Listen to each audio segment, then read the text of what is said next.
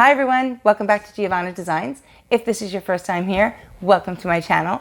Tonight I'm going to do something that's very important to me, but I probably should not say that because if you've been watching me for more than a minute, you know that every time I do a meaningful piece to me, something that's important to me, something that's heartfelt that I'm making for someone as a commission, something screws up, right? My audio gets cut out. Somebody calls me in the middle of me recording and cuts out my video. Yeah, whatever. I have technical difficulties. So I'm just going to say this means nothing to me, and we're going to move on like it's just an everyday pour, and it's absolutely fine.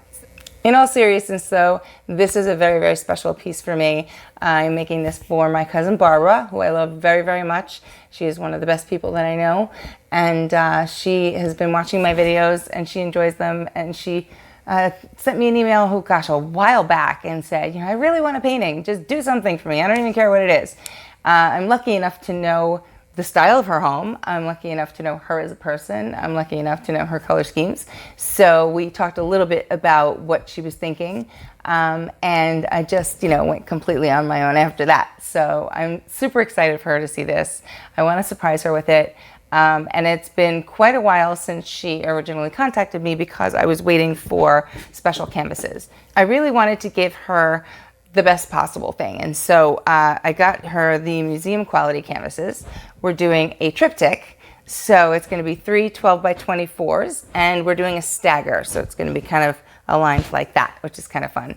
And these are the museum quality. They're 2 3/8? Yeah, 2 3/8 inch sides. So they're the super, super chunky ones, but they were on back order. So it took me a while to get them, but they're here and we are ready to go. Okay, so colors.